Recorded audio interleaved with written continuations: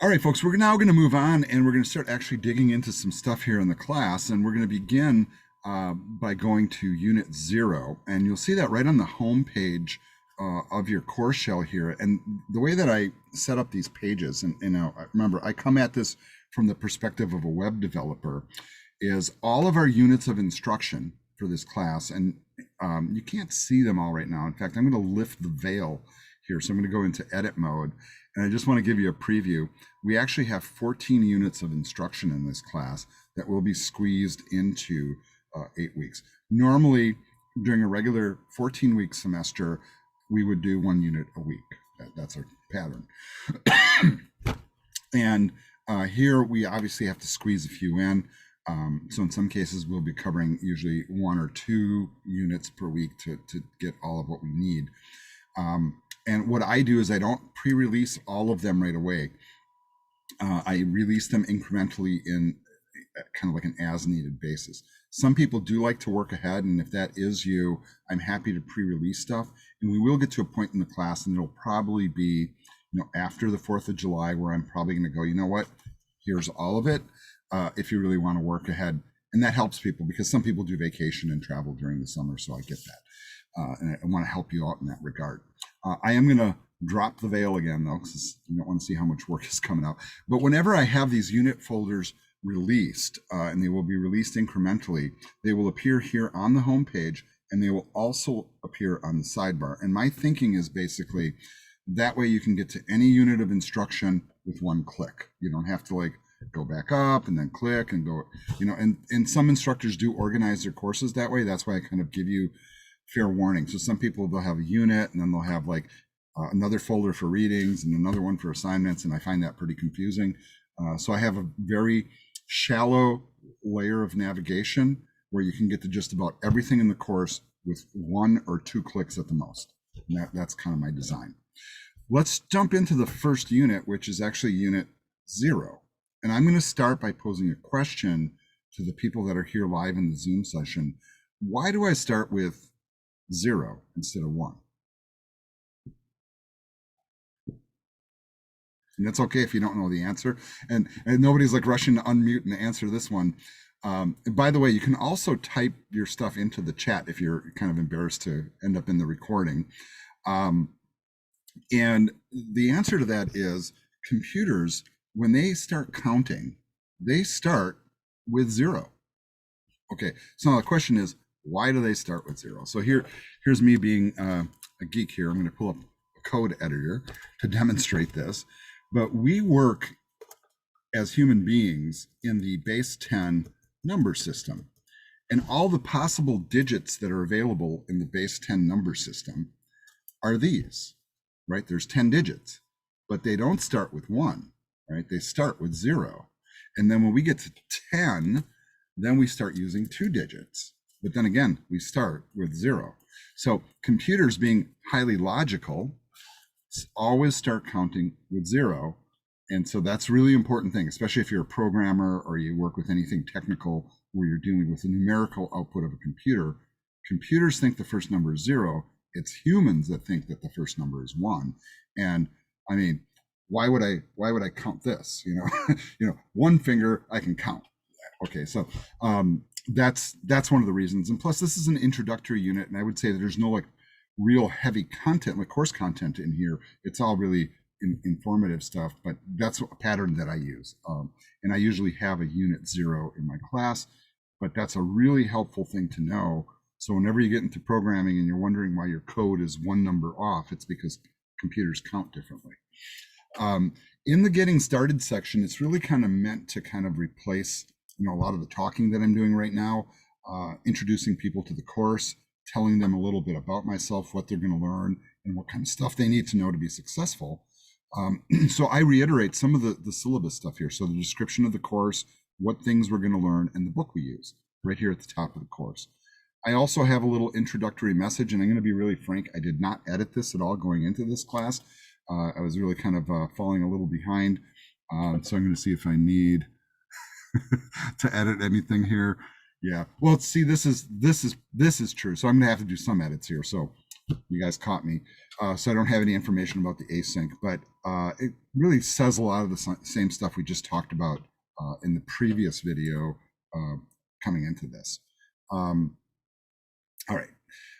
The other thing that I do in all of my units of instructions is I typically have a video lecture section. So one thing you'll notice right away is here I have, basically the video I recorded, looks like 2 years ago during spring semester when I was teaching this course that covers the syllabus and all this kind of stuff we're talking about now. And I'm a big fan of sometimes leaving old stuff in here on purpose because, hey, if it's recorded and it's recorded well, why redo it, right? The information is basically the same. The dates may change. But here I am recording another video, and the syllabus video that I made and this one will both be listed here by tomorrow. So I'm going to upload them to YouTube. Once they're all closed captioned and everything, I share the link here. I don't embed the videos into the course shell so you can play them directly here. So if you clicked on this, it directly transports you to YouTube and you can watch there. I'm not going to oblige you guys to subscribe to my channel, but feel free. Actually, the little mystery here is I'm at 991 subscribers on my Gateway channel. So I only need just a couple more to cross 1,000. It's kind of like a milestone. But feel free to subscribe if that's helpful for you. You will get all sorts of videos from me. I have many videos because I pretty much record every class session and sometimes create several videos per class session. And I like to put it all out there for you. Why do I use YouTube? And what I tell everybody is YouTube works, right? They have excellent closed captioning tools. You can speed up, slow down, download, read the transcript. There's all these different tools. Hey, you can even comment on it. I get people from all around the web sometimes that'll put comments in there like, hey, can you give me the answers to number 5? Of course, the answer is no. All right. The next thing in this unit, you'll see that there's a couple of links, and one is to the syllabus acknowledgement. And whenever I have these kind of links, so if I click this, it'll take me to that same discussion board where we were before. And that would be for the benefit of the people that are online to know to acknowledge the syllabus. And the other thing that you're going to notice is there's points attached to this. And so this is technically an assignment. And whenever I put assignments in my course shell, I use these icons to kind of designate them. They're not the prettiest thing, I'll grant you that, but I don't like the default Blackboard system icons, and I'll show you what I mean by that. And they have gotten better recently, but these are kind of generic. I don't see any functional point of them. And then this points to the fact that it's a discussion board, not that it's an assignment, where if I have a standard assignment, and I'll show you one so you see what it looks like this, and then I turn on those same icons. So if you're in somebody else's course, sometimes the only designation that you have an assignment is this icon, which doesn't even look like it's it just looks like a piece of paper. How do I know that's an assignment? And so my thinking is I use this brightly colored, yellow and red flag that says assignment on it. So you clearly know I must do this and it counts for points. That's the point. In some cases, I will have things listed in the course shell. I'm going to flip out of this mode, and I'm sorry that I'm bouncing around so much. I'll turn all this junk off. But if you're attaching points, you'll see this flag. Otherwise, you will see things listed that are activities, which kind of look like assignments and tell you to do things, but there's no points attached. And one example in this unit is, let's look around Blackboard and see what's here, right? And how are you going to know, like a website, if you don't cruise around and look at all the stuff? How are you going to know what stuff is in your course if you don't cruise around and look at it? All right. And so there's no points attached to that, but it's recommended that you do it. Now, when I do have an assignment, you're going to notice a couple of things. The first thing you'll notice is that flag. This one also happens to be in the discussion board. So I put these little icons to show that it's interactive. That means other people can see what you post and respond to it and reply and interact, by the way. And then on all of my assignments, the first sentence or the first phrase in bold green letters will tell you, what is it I'm doing? Introduce yourself to the class. All right, that's pretty clear. And then you might have some details about how to do it, and then maybe some additional information. Now, This one is also a discussion board, just like the syllabus. You guys don't have to do it right now. In fact, probably better to do it later. But as you go to this and you're about to create a thread, you're going to get some instructions here, and you will type in your message. I'll show you how to complete these in just a little bit. But right now it's more of the other material that's important. So that's the grand point of the assignment. And then whatever I ask you to do will be detailed. And in some cases, I even make a bullet list and I say, do this, do this, do this, do this, and you get your points. And so if I'm doing that, read the list and do what I'm asking, and then you get your stuff, you get your points. You will notice that the syllabus acknowledgement is a required and graded activity. So is the introduction. You get 1 point for each of these, I think, or maybe it's 2, I forget. So there are points attached to this. These 2 do need to be completed by the next time we meet. And I'll be checking next time we meet to make sure that you did.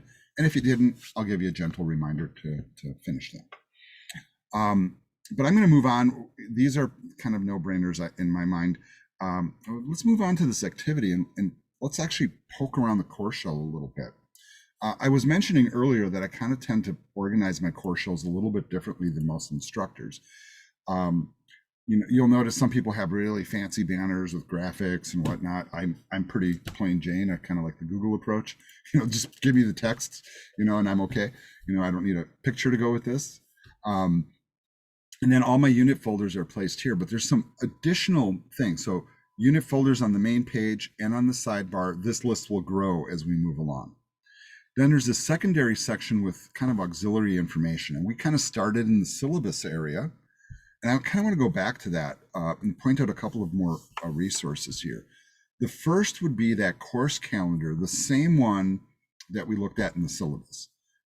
And while this is nice and is a nice rough guide to the course, these are not the exact due dates, but at least kind of put you, like in the right range, like what you should be working on. The other piece that's going to be kind of useful for you is my schedule. So if you guys ever need to get a hold of me or find me or whatever and need to know when I'm available, this posting here kind of shows that. And so right now we are taking this class here. So we're here on Tuesdays between June and August in this time frame. So I'm blocked out on my calendar, so I won't talk to my boss unless he's yelling at me, I guess, or needing my advice. That's a better way to say it. Therefore, I will not take other appointments during scheduled class time. So that's true for any of these blue blocks that you see here. These are the times that I'm teaching, and you can see I'm predominantly a web instructor. And the web program predominantly runs in the evening, when we have our face-to-faces. Not all programs are like that. Some are daytime, some are evening, some are both. IT and business happens to be cross-discipline, so this is an afternoon course. But you'll also notice these little yellow boxes where I have office hours. So my plan is that the half hour leading up to class each week, I will be on Zoom. Getting ready for class and doing my emails and stuff. And if you guys have questions or need support, you can just pop in and talk with me, right? And or just come to class early and hang out. That's fine too. Heck, maybe we can have a jam session going, Christian. I saw you picking up your guitar before. But those are my scheduled office hours, and usually they're intended to support the class that follows, because those are, I arrange them for the classes that are more difficult. And I'm not calling this a difficult class, but it's an intro class, and a lot of people are new, so I like to be here to help them out. So you're welcome to jump into any of these sessions. I do prefer, if you're going to come, just send me an email and say, hey, I'm coming to your office hours today. Is that okay? In some cases, I kind of get booked up. So if I know I have 4 people coming during this office hour session, I might not be able to talk with you if 4 people are ahead of you. And it is first come, first serve or prearranged. But if none of those times work, hey, just pop me an email. We can set up a one-on-one Zoom meeting anytime to answer any questions you have, or maybe we can just do it through email. But I am available, once again, during these time periods and often during all the blank ones. I'm generally around in the mornings during, the business week. It depends on the day of the week, though. Sometimes I have meetings, sometimes I have personal things going on, but the general rule of thumb from between 9 and 1 o'clock, I'm around and online, just so you guys know. All right. Hopefully that's helpful. There's another couple of areas here in the discussion board we should talk about. The first one is the announcements. And what you're going to notice as you go into the announcement section, and I mentioned this early on when we started too, pre-video recording, by the way, that whenever I place an announcement, these announcements, the moment I post, they email out to the students. So you get it in your inbox. Some instructors launch their courses directly to the announcements page. That doesn't work for me. Because I see the announcement page as an announcement tool, really an email tool. But if you think you missed an announcement or it went into your spam and you didn't see it or you deleted it or whatever, you can come back here and look at all of them. So, including the correction I sent out right after I sent the one out. Well, anyhow, so announcements will always appear here. You can always go directly to the discussion board area too. And this course, which is, I'm going to say atypical for me as an instructor, most of my courses usually only have one or two forums, and it's just those two, the syllabus and the introduction. I do in this course also offer an open discussion forum where if you just want to kind of chat with your friends, hey, go for it.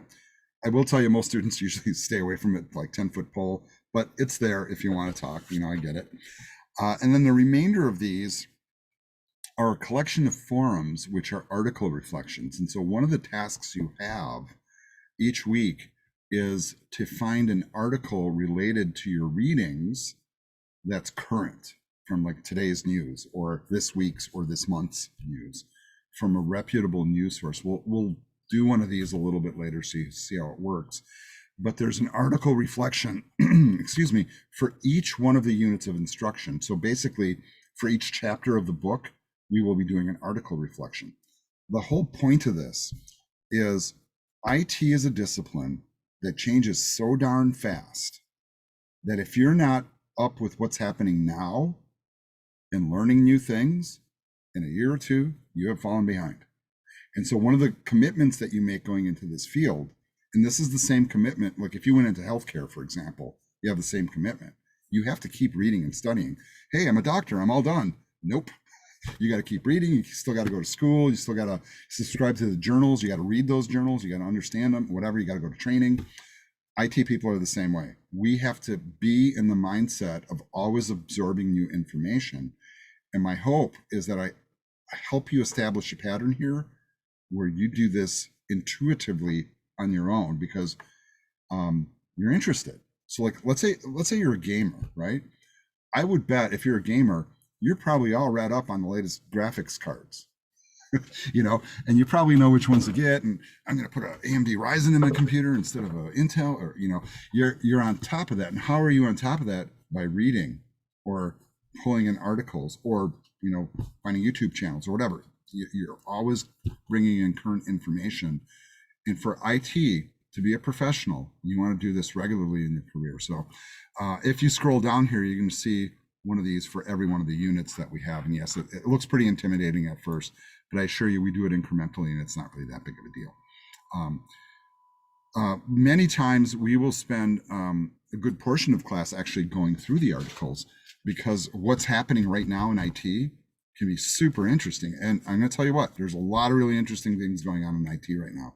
In fact, not only interesting, but profound things going on in IT that for people that are now venturing into this as a career path are pretty pivotal to kind of tune into, very in my mind.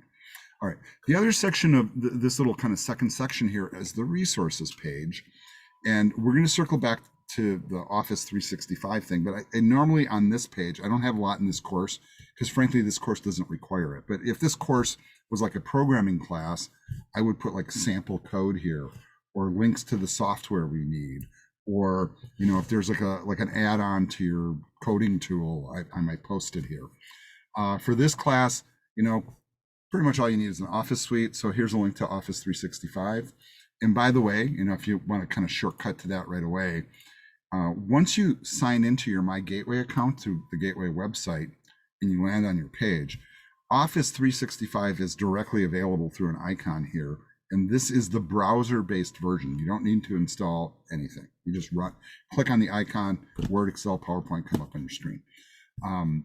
But I just want you to be aware of that. You can also get to Blackboard the very same way. All right, going back to the course shell. The other thing that I have in here, is how to submit your homework for the best possible grade. You might want to read that, especially if you want an A. Just a suggestion. All right, going back to Unit 0. The other thing I think that's kind of important here is if you ever need to email me, you can, of course, go right to your Gmail and hit the new message button up here and just start typing. And what I would suggest is that maybe you not memorize my email address, but you can just start typing my name, first name or last name, and start composing to me. And email, as I mentioned before, is kind of my primary form of communication or preferred. But as you kind of explore the course shell here, you're going to notice that there's an email link. So you can actually email directly from Blackboard. Like if you don't remember my email address, and you can say, well, who am I going to email? All the users, all the groups, all the students? How about all the instructors? Well, there's only one. And then you click this, and then you can type me a message. It ends up in my inbox. So you can email directly from Blackboard if you wish. Another area you'll become acutely aware of is the My Grades area, right? Because this is where you check your grades. Like you guys all just turned in your syllabus thing, and you can come in here. And for anybody that submitted the syllabus thing already, right here, you're going to see a gold circle in your grade book, which means you turned it in, the teacher got it, it has not yet been graded. Now, what I'll do for, normally you guys would never ever get a view of this, right? Because I never show students how I grade. But here's my grade book. This is my view of it. So I can see, look, I have a couple of people here that have already, so I have Laura, who's not even in our class here. She's already done her syllabus thing. Isn't that cool? But Jonathan, you're sitting there and you've turned in your syllabus thing, and here's what I see on my end. So I would grade you. So I see the gold circle too. I'm like, I have read and understand. You didn't put the I obey part in there though.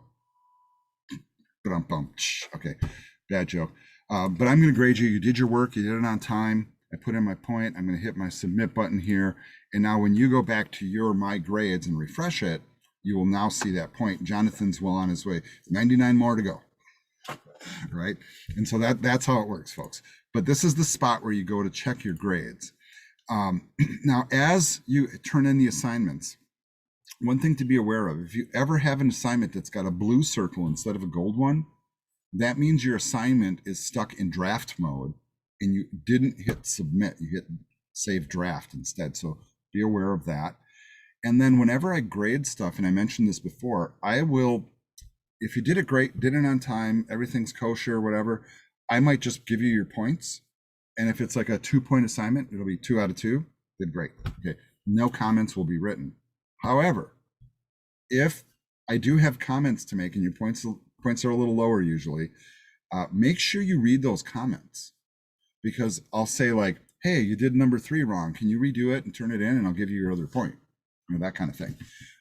So it's important to read the comments so you understand what's not right so you can fix it, right? And as I said, many times I give you the option to fix it and earn the points that you lost. The one exception is you can't earn back the late points, right? So if you're turning it in late, hey, it's late. You take a point hit and move on. But ultimately, everything here is listed, and there's a couple of useful tools in here as well. So like, for example, when you click View Description and the grading criteria, okay, that's not helping. I think you have to do it. Maybe you guys get the different view. I think you can actually expand this to see the description of the assignment.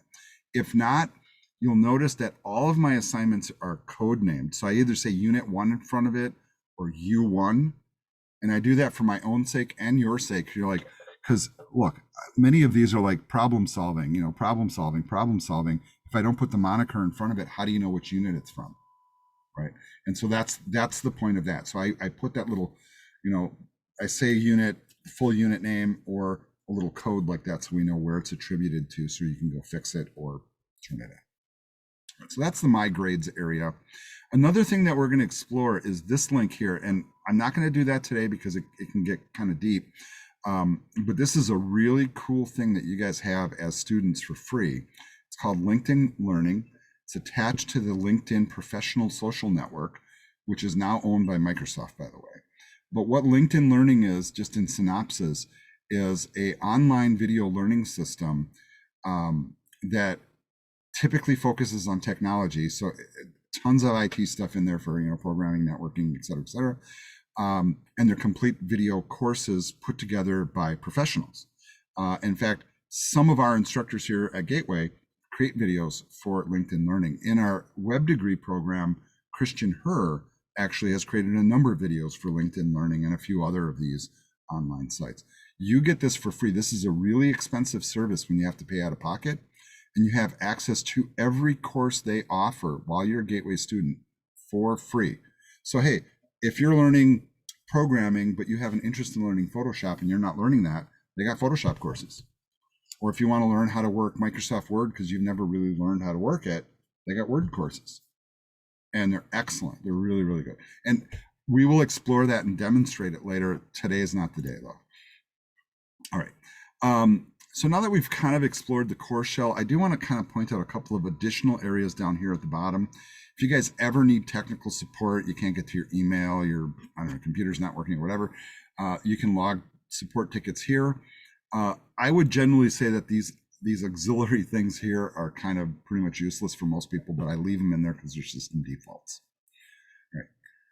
So I'm going to call this activity complete. We took some time to explore the course shell with my guidance. All right, let's talk about hardware and software. And I want you to notice, because this is pretty important because it is program dependent. So there's several of our IT degree programs here at Gateway that require that as a student that you own your own computer or have one available to you that you can use that has certain capabilities so that you can complete the work that's required of you. Now, for a class like this, I'll be real frank, if you wanted to, you could probably do this stuff on your phone. Yeah, I wouldn't recommend that. And you can probably do it on a Chromebook. But once again, I wouldn't recommend it. I don't think that's the best way to work. But in the software developer program, the web software developer program, web programmer, data analytics, all four of those programs require that you have a laptop with minimum capabilities, which are listed here in this posting. I'm going to zoom in here just a couple of clicks so you can just read those a little bit better. But the other thing that I tell people is, like, even if you're going into being a computer support specialist or you're doing networking or cybersecurity, I would argue there you still want to have really good equipment. And we're talking about, as a department, making this a rule for all IT students. And we'll see if that goes through. So if it does go through, it'll probably be by fall. In terms of what equipment do you use, let's talk about hardware first. The first thing that we'll mention is really you want to really be using Windows 10 ideally. And I want you to notice that not the home version. So if you're like going into IT as a discipline, we really need to get you up to a better OS. We will do a session within this class and probably in a couple of weeks where we will talk about how you can upgrade your version of Windows for free using a license key that Gateway will provide for you so that you can get the education version of Windows, which is equivalent to the professional or enterprise version. And in fact, in some cases has more features than either one of those, and there's zero cost involved. And it's very easy to do. We don't need it initially, right? Like this class doesn't really require it. But if you're going into, mobile game programming, for example, you bet you need that stuff because you have to do things like virtualization and remote, system control and things like that. So the general recommendation is that you have a modern Windows 10 based Windows machine. The reality is if you have Windows 7 or above, you can really do all the work. So Windows 7, 8, 8.1, or 10 will work just fine. When you get to older versions, though, you're going to have problems. I would even argue that Windows 7 is probably pretty problematic at this point. Microsoft is basically on the cusp of releasing Windows 11, if they're going to call it that. We don't know what they're going to call it.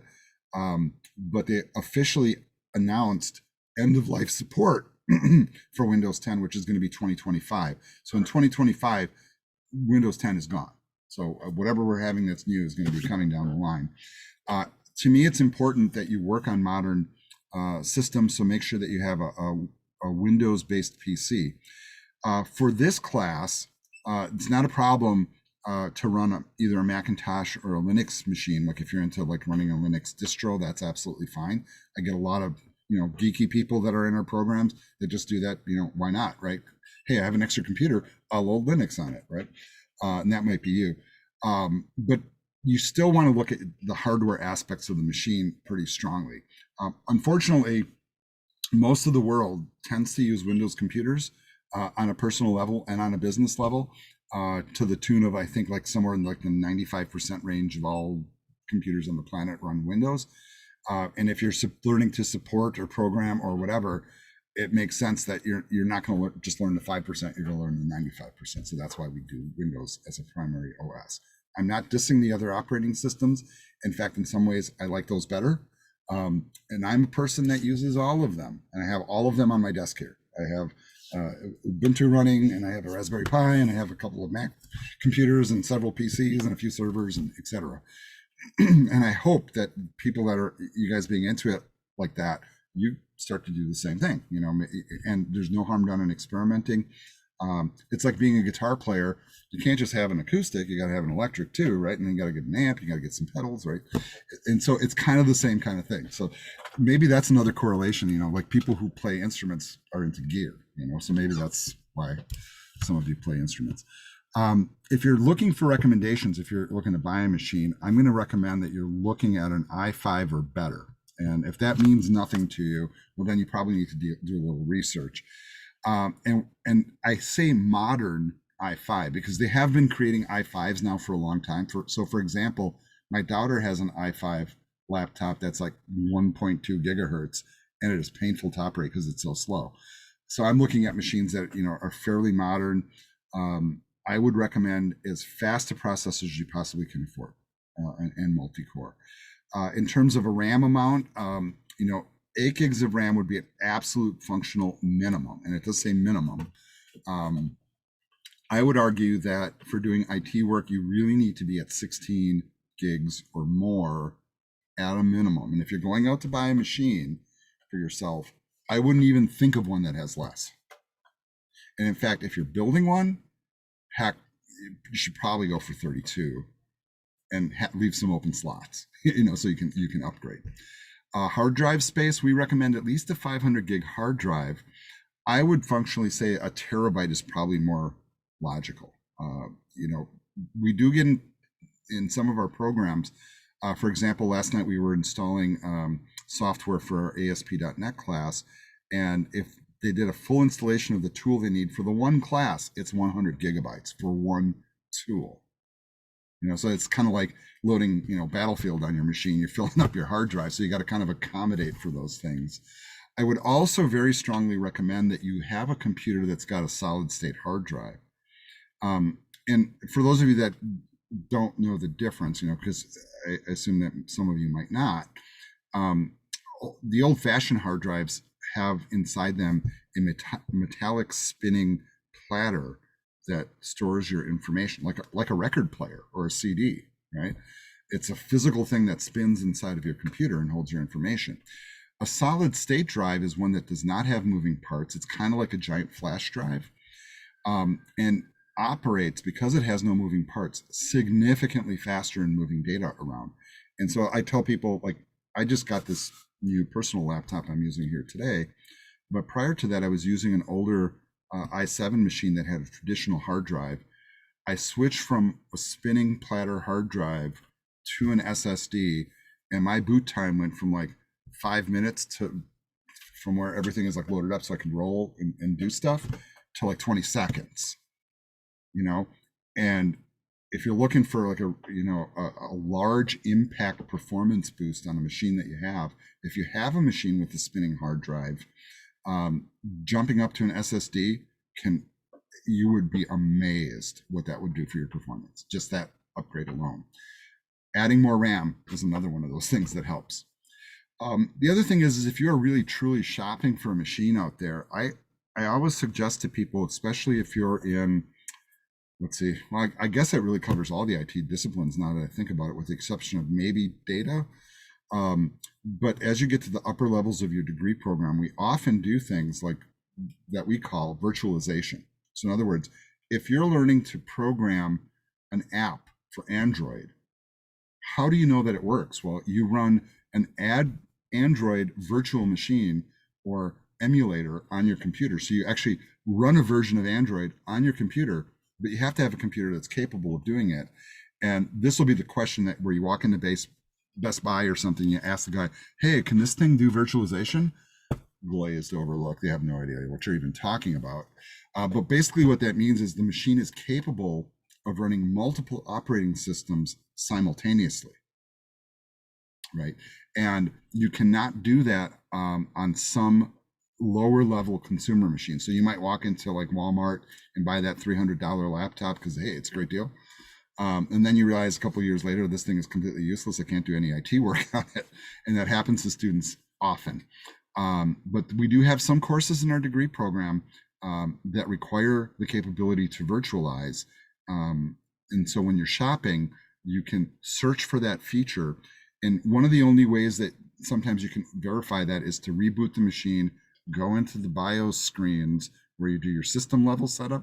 I'm not talking Windows here. We're talking like a system board setup, and flip the switch on so you can do it.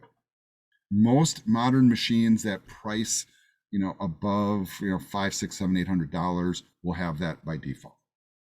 Budget machines may not, just so you're aware. And the other thing is a high-speed internet connection. Just remember, if you guys don't have the stuff that you need, Gateway can provide it. So Gateway can provide you a computer with these specs if you can't afford one. All right, in terms of software, nothing real special in particular for this class, but I do recommend that you have Windows 10. Most people, consumers will not have Windows 10 professional. They wouldn't be willing to pay for it anyhow. But we can provide you that license key for Windows Education, and we will do that in a few weeks. We have the ability actually to get a lot of free Microsoft and other software. And that's one really cool thing about being an IT student, all the stuff you get for free, right? That like, well, I can download Windows Server for free, that kind of thing. It's like, yes, you can. Something that costs like thousands of dollars, you can download for free and play with it. So that's a really cool thing. If you are a Mac or a Linux person, the one thing that's kind of cool is there are ways to kind of circumvent not having Windows. So a lot of people who have Macs often run virtual machines of Windows inside the Mac, or they dual boot their machine to Windows. And a lot of Linux users do the same thing. Can I ask really quick, has anybody here use Linux or Mac OS as their primary platform? Nobody? Okay. If you do, just let me know and I can help guide you. At some point during this class, I may even teach from my Linux machine or my Mac, just to show you the difference of the operating system, introduce you to different operating systems, because I think that's really important to know. Another thing you definitely have to have is a modern web browser. All our modern operating systems have that. I think as a general rule, most people tend to standardize on Google Chrome these days. But there are other browsers out there, and we will explore those during this class. Access to an office suite. Microsoft Office is the primary office suite for professionals, although the Google Apps, Docs platform, whatever you want to call it, comes a close second. And I'm trying an experiment on my school laptop where I'm trying not to load Microsoft Office on it to see if I can survive without. So far, so good. Although at some point I'll probably break down because I'll want like Excel, which is the one I miss the most not having. And then every class that you take, folks, will have often applications that you have to download and install, particularly in programming classes. And so it's really wise in some cases to sometimes separate your schoolwork from your personal stuff. I mean, if you only have one computer, you only have one computer. But if you can afford to have many, I'm just kind of giving you ideas. And another thing I'm going to recommend too that's not on this list, and this is a strong recommendation, is to explore the possibility of hooking up a second or third monitor, even with the computer system that you're using currently. So right now I'm staring right at the camera, so you guys are like, oh, he's looking right at me. But the reality is all your faces are on this screen over here. I have two screens connected. And and for me, now that I've learned to use two screens, it's kind of like, you know, I don't want to go back, right? It's like I have a really hard time doing anything on my phone when we got like a 27-inch here, and they're really, pretty powerful monitors. But the functional aspect of working with two screens is this: it's kind of like taking the desk space that you have and making it bigger. All of a sudden, you can look at more documents at the same time. You can put more things on there, and ideally your productivity increases significantly. Just the fact that I can see your faces while I'm doing this and still looking at my own screen doing stuff is pretty powerful. And if you're interested in doing that and want some coaching and guidance, we'll probably talk about it multiple times. If your primary computer is a laptop, most laptops have either an HDMI port, a VGA port, or like USB-C or a mini display port or something where you can hook up a second monitor. A lot of people are like, oh man, I don't have money to go out and buy another monitor. Helpful tip: run down to Goodwill, grab one of those like $20 like throwaways that somebody else is getting rid of that really is not really good for much. And that's a great second monitor. It doesn't have to be HD, but now you can put your Zoom session on the other screen and do your work here, or vice versa, whatever works for you. You will notice that if you walk around the offices of Gateway, most every person that works at Gateway has a dual screen setup. We consider it that essential, so every person that does. Yes, Christian, please go ahead. You have a question. I actually have a bit of experience in coding in C++, and whenever I would actually try coding something, I would find a TV and use my HDMI port to plug into one of those as well. Yeah, that's a really good point. And a lot of people aren't aware of that. Like, so if you have an HDMI port on your computer, yeah, you can plug it right into your TV set. That works as a second monitor. Absolutely. The thing is, most TV sets don't have as good quality as computer monitors, and a lot of people don't realize that. The refresh rates aren't as high and whatever. But hey, you can get it up on screen, and then it also gives you ideas. Hey, I can watch that movie on the big screen, right? Or, well, we can talk about that for a long time, but here's what we're going to do next. I'm going to kind of move us into an activity here. And so the people that are watching this video online, obviously they can't participate in this activity, but what I'm going to do is I'm going to kind of put you guys, I'm going to pair you guys up and put you into breakout rooms and have you basically look at this list. So if you could do me the quick favor, you could either take a screenshot of this if you know how. So I'm not sure if you guys know how to do that yet. Or you can just write this down on a piece of paper, this list of bullets. And what I'm going to do is I'm going to put you into a breakout room with one of the other students here, and you guys are going to interview each other. So for example, let's say I put Christian and Jonathan in the same room. Christian, you're going to ask Jonathan all these questions, and Jonathan, you're going to ask Christian all these questions. And then when we come back together, you're going to tell us about the person you interviewed. And so I know people get kind of like nervous talking about themselves. So you get to talk about the other person, the other person gets to talk about you. And you know what? You might even make a friend in the process. All right, so here's what I'm going to do. I'm going to actually pause the recording, and I should have done that sooner. Okay, so we're going to start talking about our article reflections now, because this is a piece of the class that we do every week. And if you were listening before, as I was talking about IT knowledge being only as good as current information, and IT is one of those fields where you have to keep learning to participate in it as a profession, otherwise you very quickly fall behind. And a really good way to do that is to develop a habit of reading information relative to your field on a regular basis, if not a daily basis. And my habit is I do it on a daily basis, and I've been kind of doing this for like 30 years. And I attribute it to the fact why I'm still in the industry and why I'm teaching it now. And a lot of students will say, Ty, how did you learn all this stuff? And I'm like, little by little, basically is the answer. I didn't learn it all at once. I graduated from like a 4-year degree going, oh my God, what am I going to do? I don't feel like I really know this stuff. And that was after a 4-year college degree. And it's normal to feel like that. But if you're in the habit of always learning new things, it will build up over time, and you will be amazed. You'll be that IT expert in 20 years that everybody looks to for answers, because that's kind of what happened to me. Everybody in the family, everybody in our organization, they all look to me like for the answers because I have so much experience. But it was built little by little, one little nugget of information at a time. So articles really become an important aspect of this. Now let's take for example our textbook.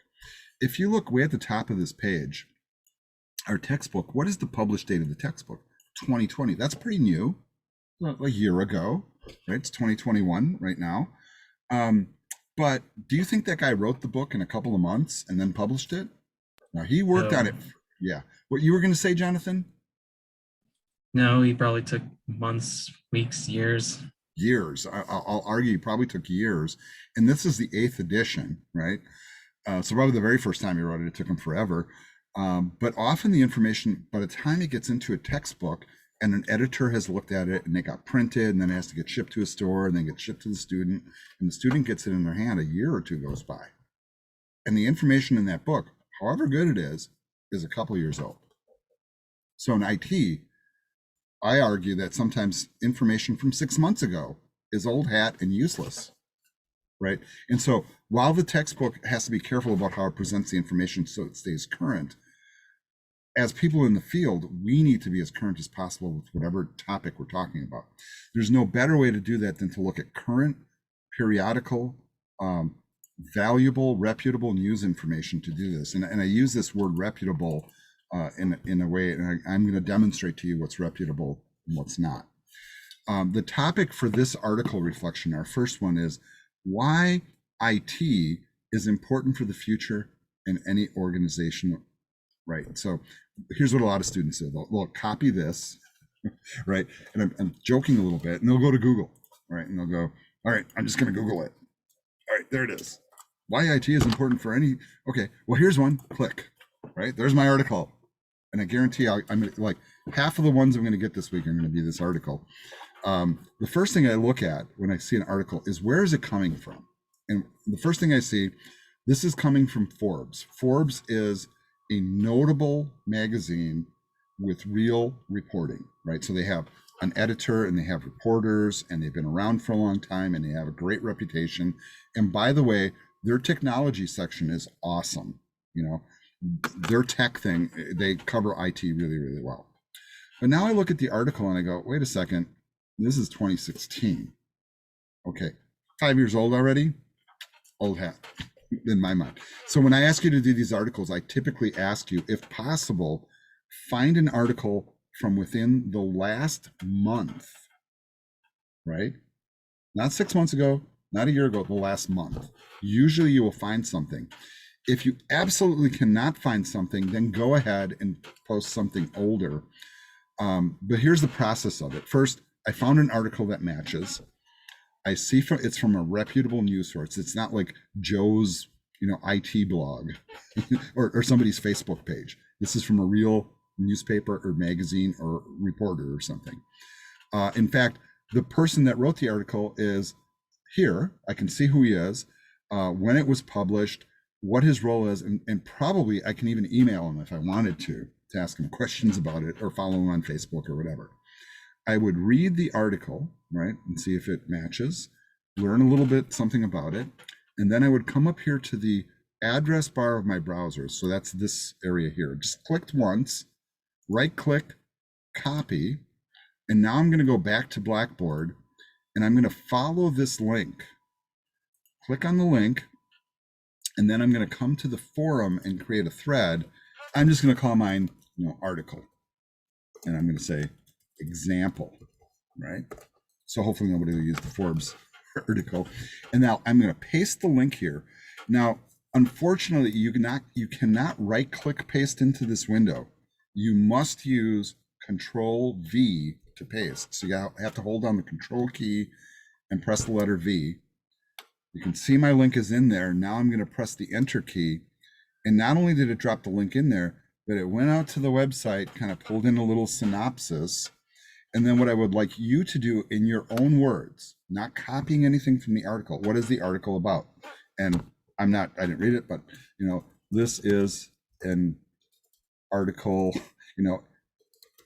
about blah, blah, blah, in your own words.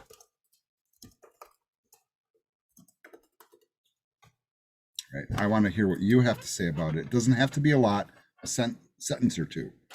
And then when you're all done, you hit that submit button and I can see it. When we get together next week, what'll happen is I may look through these articles, find a couple of choice nuggets in it, and we talk about it.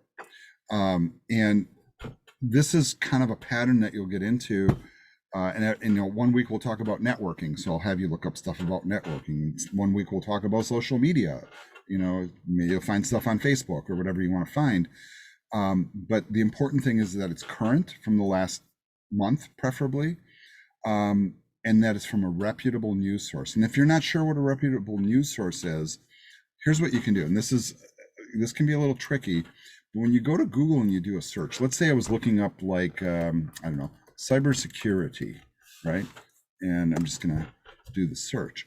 Did you guys realize that Google has a search category for news? So you can actually just filter it and you can click on the news category and find stuff. Now, for the most part, these are reputable news sources. So USA Today is a reputable newspaper. And you know what? Wow. I mean, there's some really great articles right here, right away. However, once in a while, and I'm not sure I'm going to find that here, you do find articles that are not actually articles.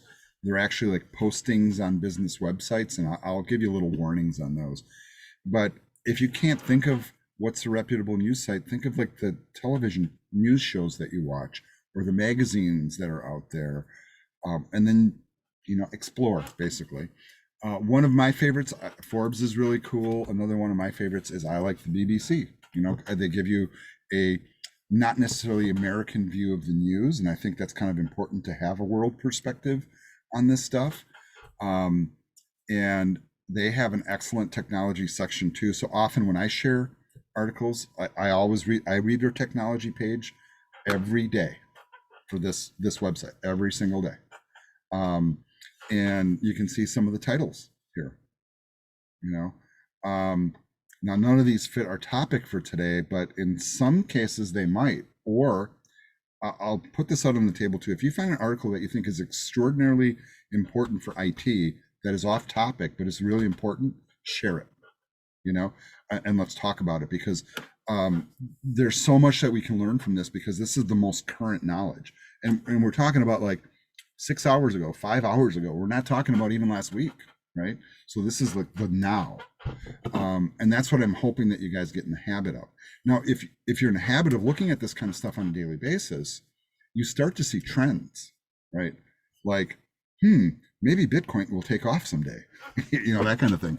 Or, maybe I shouldn't share my password on Facebook, that type of thing.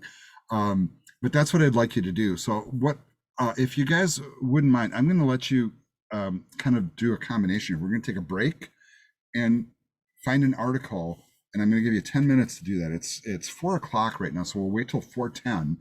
And so go out there and find an article that you think is interesting, post it to the Unit 0 article reflection, and then come back by 4:10. Okay?